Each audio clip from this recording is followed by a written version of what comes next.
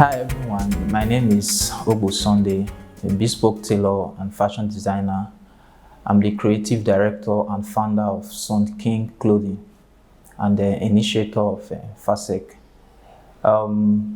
This is my journey. SUNDKING Clothing started 5 years ago. I never really wanted to become a fashion designer. Like some people will say it's their dream right from childhood. It was actually not my dream to become a fashion designer. When I was a teenager in my primary school, my dream was, if you ask me, I always tell you I want to be a petrochemical engineer. To the extent I even saw myself in the dream picking organic chemistry, those formulas, those methane. But one day we started doing home economics in school, and we learned how to make apron with needle and thread. I think everything changed from that day. I got home, I started playing with thread and needle, fixed my school uniform, changed the concept of my school uniform to the new one, and then got to a time I started fixing my dress myself. Whatsoever thing tailor make for me, I'm not always satisfied, so I always use needle and thread to fix everything. There was a time where I even made a full dress with just needle and thread. So after that time, I started knowing that I should go into this thing, but it's never really occurred to me that I will really do it. I wrote my JAM trying to enter school to study this same petrochemical engineer. But after a while, I decided to say, okay, I have a little break. Let me just learn these skills so that I can use it to support myself in school, not to run the business. I registered. After that, I gained admission, I entered school. Then I saw the school system, it was not really helping. So I decided to just put more energy on how to make clothes perfectly. So I take more course on how to make them. I learned online, came back, I set up my fashion house 2012. So since then, we have been doing it, and this year is making it 5 years plus now that I've been running the work. There have been challenges because I started with just 26,000 naira, and then the 26,000 naira was given to me by this Delta State oil producing and this thing, the super deck. So I just use it, I send it down, I bought one sewing machine, make a table and a chair, and that's how I started. So along the line, I have this idea of starting to run a fashion academic, and that was what gave birth to SUNDKING Fashion School. So we started running the academics, and then we also started this fashion show as a means of presenting certificate to our trained students. So it was just like I should not do the normal traditional way of offering certificates to students. So I said, let's just make it like a show. So we started running this fashion show, and people came, and after that first one, a lot of people were inspired. So I decided to take it out there, to take it beyond just this SUNDKING Clothing. That was what gave birth to FASEK, Fashion Style Entrepreneurship Weekend, has been on today. And then so far, there has been so much challenges, financial challenge, so many things has been happening, but we have been trying our best to keep this brand running. And because I tend to have passion for what I do, even when I did not really discover it in my childhood, but along the line, I noticed that this thing is in me. I'm a very creative person. I can learn anything and I'll do it. So I tend to channel all my creativity and be focused on how to make clothes and be creative with it. And since then, I've been able to showcase my piece in different platforms. First event that I showcased in is this Green Ninja fashion show in Benin City. Then I showcased in ITV Fashion on the Runway 2016, and I emerged as the winner of that show. Then I also showcased in Nigeria Fashion Show. Then I also showcased in this Face of Gyal contest. I emerged as the second runner-up for that show. So we've been able to do a lot with the little time that we have.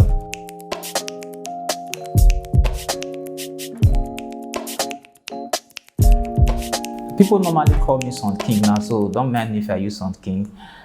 SUNDKING, first of all, one thing you should know about me is that SUNDKING is a shy person.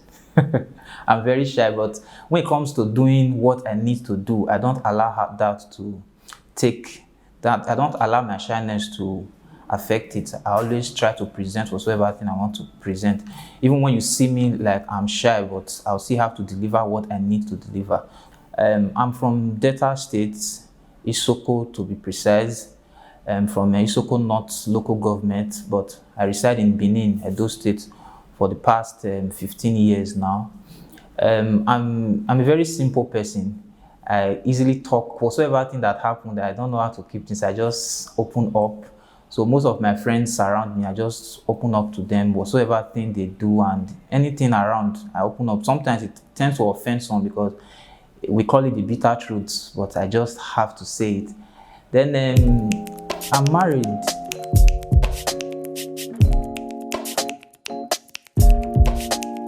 Every brand definitely face different challenges. And the first challenge that I faced was me not being too professional in what I do. Yes, because where I learned from the person is, I don't know what to say, my boss, because I just say I should learn how to sew clothes because I never thought I would take it far. So I tend to work for somebody because I'm so creative. So I think that what I do is okay because everybody around me celebrates me in my locality. So I meet somebody, I make clothes for somebody, hoping that what I made is perfect, not knowing that it's the worst. I have to go and relearn again. So that was one major challenge is I've already set up the office and now I need to go and learn for upgrade. So I'm managing an office and I'm learning somewhere. It was really tough for me during that period. Then finance is another big challenge that I had to because we really had no support from anybody. So whatsoever money I make from the business goes back to the business. There was a time that I would even meet somebody and ask them to just give me just 20 naira to buy thread so that I'll be able to make a clothes and deliver. Because I know that once I make that clothes and I deliver a clothes, they will pay me for my service. I'll just have to beg people to assist me financially. Then it got to a stage where I now find out that where I'm staying, the area that I'm staying, because after going for an upgrade, came back and the knowledge that I have that I want to work with, people around me will not be able to pay for it because it takes more time and we use more equipment and the rest. For me now to move from this location to another one become a big challenge, and it's something that I was thinking over, but it took me about a year plus to be able to make that final decision because people around me that I work for and the rest, for you to move your office from one place to another becomes a big deal for me because where I was, everybody celebrate me as the king, but outside there I know that there are a lot for me to still learn and a lot for me to go out for. So I took up this challenge upon myself. I have to save towards it. I get little loan to assist myself. Then I have to look for a place, but I did not totally shut down the old place because shutting it down will affect my customer base because setting up a new place, so I have to build new circle of customers. So because of that, I have to retain the former place and set up a new place where we'll start gathering another circle of clients. Another challenge we had is moving from that location to a new location because it's like I have some circle of people in my former location who believes in me, who celebrates me. They see me as king among all the tailors around there. I think all the tailors see me as king there. But when I go outside there are other people, they are more challenged, there are more competition that I face. So my area make me reluctant. And I'm this kind of person who wants to go further. So I have to think of moving from that location because in business, location do matters. Even if some people do not agree with that, location matters a lot. And there are a lot of clients that I have who will not want to come to my area because the place is a local place, very local. They don't want to come there. So in terms of moving from that location to a new location, it become an issue for me that I have to save for. And then, in business, after the first 5 years, you don't expect that business to just have one big breakthrough. So we have to get little loans to support what we've saved, and so that we'll be able to set up a place. And one thing I did is I did not shut down the old place because shutting it down has a way of affecting me in terms of my customer base. I have this circle of clients around this area. who have been patronizing me. Setting up this new place, I decided to retain this old place and set up a new place. So as I'm setting up this place, the work from this place, the customers from this place, the services that I render and the pay that I get helps me to sustain myself until I set up this new location that we are. Then it was not really easy, because then I now have to think of managing my staff over here and setting up a new staff over here. You know what it takes to manage staff. It's very difficult to manage people in a workplace. But I thank God everything become a success, and it's a reality. Today we already set up the 2 offices and they are running smoothly. Let me do a throwback to our past event, FASEK 4.0. We tagged that event The Hustle. There was a reason why I tagged that event. It was because I've tend to understand some persons who have ideas. I call ideas brainchild. They have ideas, but the process of bringing these ideas to fruition becomes a problem for them. And if you discuss with a young person, and they will tell you so many ideas that they have. So many people have ideas today, but the issue is how to bring these ideas to reality, how to make this idea a product. Because you know, people do not pay for talent. They only pay for talent that has been refined, a talent that is already a product. If you can sing today and you are the best singer, you have the best voice and you are singing, is a talent. If you come to me and you sing for me, I will just enjoy it and I will say I will celebrate you, but you are not getting any money out of it. But the process for you making this talent that you have, this music, bringing it as a product, like going to the studio, producing it, bringing an album, I will have to take that your talent to my house and I will pay you for it, and people will start paying you for it. So my advice for entrepreneurs today is, first of all, whatsoever ideas we have, don't end your ideas as just a brainchild. Try and give birth to these ideas by bringing it out as a product. Because the one thing that has helped me, I'm this kind of person now who like to move from one level to another level, and I don't mind how I start, because the thing is, some people want to start so big.